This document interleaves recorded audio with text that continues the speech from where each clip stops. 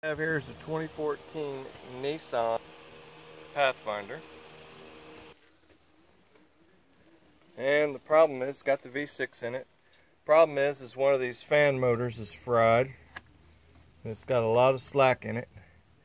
And I'm showing this fan partially out here so that we can see how this sucker comes out. We take off the top hose. Here's the top radiator hose. Okay, we take that off and unclick this little clip, unplug this big old huge plug, and then everything that's over here, the battery, the computer, all that stuff needs to come out to make room. Okay, so here's the bracket that holds the computer, here's the battery tray, everything comes out. There's another bracket here. This bracket goes under the battery tray. It just has 2 bolts on it.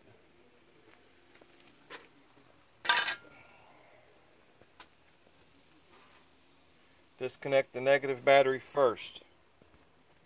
Okay, disconnect the negative side first. And there's a big old air plenum that goes here. Where is that thing at? I washed it off. It was nasty. This car lives on a dirt road, so you're going to see lots of dirt on this car. Let me get this fan out and we'll have a look and see what it's looking like. Alright, so this is the fan blade on the passenger side. When you grab this blade, it's clunky. Okay? And when it's spinning on the car, it's it's making a lot of noise, flopping around. Not supposed to do that. This fan moves a little bit, but nothing like this one. It's fried pretty bad. So we got a brand new one off Amazon for about $225. That one is junk. The new fan, it comes with this little controller module, and I took this thing off to clear it for clearance. Okay, you can try to get it off with this on, but I took it off to have extra clearance.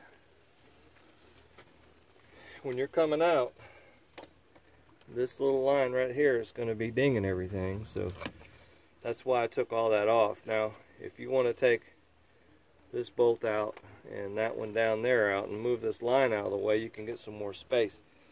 But that's what it looks like with the radiator out. And we got a mud dauber nest. Look at that. How about that? Always something. But yep. Let me get that new one and get it slid in here and we'll get to the next step. Alright, so it gets down to about this point here and it starts hitting this thing, so I'm going to go ahead and take it off and get me some extra space because we're pretty tight quarters here. Alright, so I got that on and push this big connector on until it clicks and put this little guy there, and everything is looking good. You got 2 Torx bolts that go on. There's one there, there's one there. Make sure nothing is in the way and everybody's happy, and you can go back together with this thing. Now I'm going to put the hose on next. It's easier to do with all that other junk out of the way. Alright, so there's your hose. It clicks in here. Put the clamp back where it was before in the exact place. Now I need to start putting all this junk back together here, battery tray business. Alright, so there's the first bracket. It just has a bolt here, and there's another one right there. And then we'll get the next one on top of that. It kind of stacks up. Alright, so this next plate, it just fits right on there like that. Line up the holes. Got one there, there's one up under there. Line up them holes, tighten them up.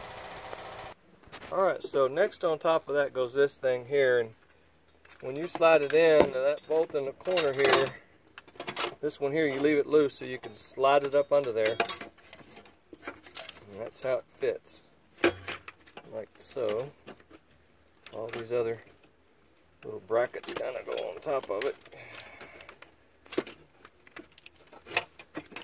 Fits in there like that. Of course, it's never going to go right with one hand, obviously. and one of them fits the air box. So just got to keep track of all that stuff.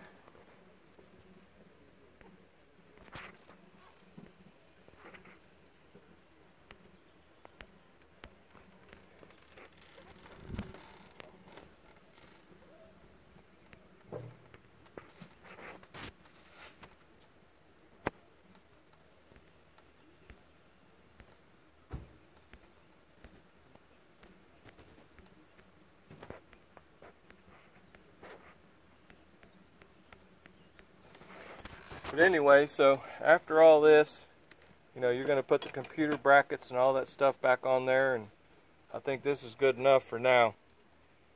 My phone's not cooperating with the pause button, so I'm just going to cut it loose right here. The rest of the stuff goes on there the way it came off. I'm sure y'all can figure it out. Have a good day.